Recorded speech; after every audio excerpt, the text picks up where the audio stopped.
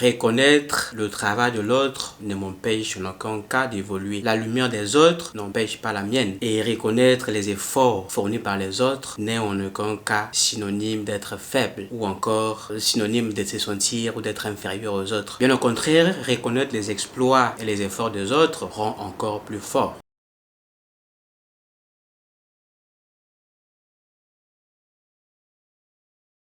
Aujourd'hui, je me propose volontiers de partager avec vous l'une des valeurs, l'une des vertus que j'ai prises ici en Chine. C'est vrai que les Chinois, comme les autres peuples du monde entier d'ailleurs, ils ont leurs défauts, mais l'humilité, je peux oser dire que c'est une marque des Chinois. Et pour cela, donc, je vous demande de rester jusqu'à la fin de la vidéo parce que vous allez en apprendre beaucoup de choses. Ici en Chine, j'ai appris entre autres la valeur et la vertu de l'humilité.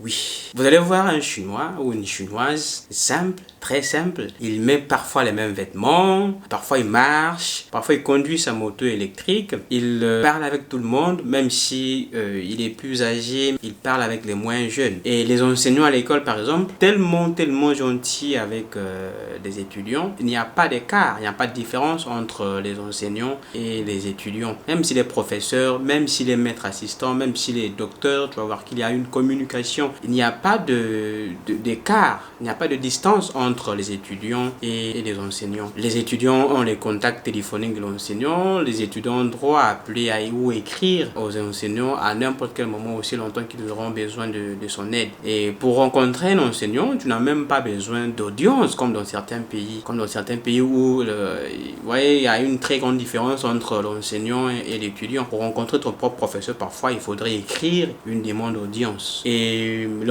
enseignants ici n'ont pas honte d'apprendre des étudiants. Ils sont bien conscients que l'on ne peut pas tout connaître, donc ils se rabaissent. Ils savent que je peux apprendre des étudiants. Les étudiants peuvent apprendre les choses que moi je n'ai pas apprises. Et voilà, ça c'est leur force. Et voilà pourquoi vous allez voir que ici les Chinois évoluent. Ils évoluent parce qu'ils transmettent des compétences. Parce qu'ils veulent que si je sais, je transmets. Celui à qui j'ai transmis va aussi transmettre à son tour, ainsi de suite. Et puis nous allons parvenir aux résultats plus performants. Et c'est ce qui fait leur force. Ça c'est une marque, ça c'est une qualité, c'est une vertu, c'est une valeur que nous devrons apprendre dans notre vie quotidienne, dans notre vie professionnelle, dans nos relations avec les gens autour de nous. D'ailleurs, ils ont une phrase qui dit que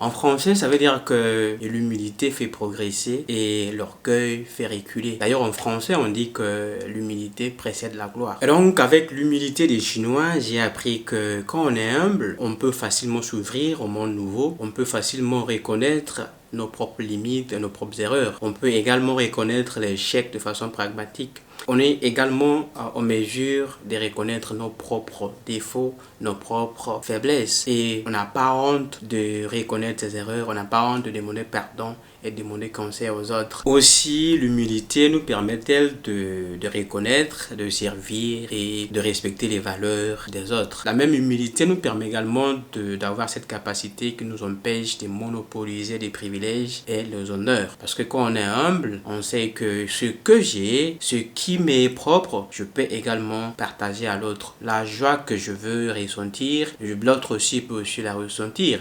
Si je veux être heureux, l'autre aussi, je dois penser aussi à la place de l'autre. Donc l'humilité nous empêche en un mot d'avoir cet esprit du gourmandisme, je vais dire, cet esprit qui consiste à ne penser qu'à soi-même, à penser qu'à ses propres intérêts, à penser qu'à ce qui est bien pour soi au détriment de ce qui est bien pour les autres. Ça aussi c'est une valeur que j'ai apprise ici à travers l'humilité des Chinois. Avec l'humilité des Chinois, j'ai aussi enfin appris que reconnaître le travail de l'autre ne m'empêche en aucun cas d'évoluer. La lumière des autres n'empêche pas la mienne. Et reconnaître les efforts fournis par les autres n'est en aucun cas synonyme d'être faible ou encore synonyme de se sentir ou d'être inférieur aux autres. Bien au contraire, reconnaître les exploits et les efforts des autres rend encore plus fort. Le message de cette vidéo, c'est comme tu peux le constater, c'est donc nous inviter à être humble, à être solidaire et surtout humaniste afin que l'on vive en paix avec soi-même d'abord, ensuite avec les gens autour de nous. C'est donc ce petit message que je tenais à partager dans cet épisode. internaute. J'ose croire que ça t'aurait été utile. Si c'est le cas, la seule façon pour moi de le savoir, c'est à travers un like. Si en regardant la vidéo, tu as pensé à quelqu'un à qui ça peut aussi être utile, la meilleure des choses à faire, c'est partager avec lui afin que lui aussi apprenne la bonne chose, afin que l'on cultive cette valeur-là de l'humilité et qui va nous permettre de devenir chaque jour qui passe cette meilleure version de nous-mêmes, afin que l'on entretienne des bonnes relations avec les gens autour de nous. On va se dire à très bientôt dans une nouvelle vidéo avec un nouveau concept qui va encore t'édifier. D'ici, porte-toi bien.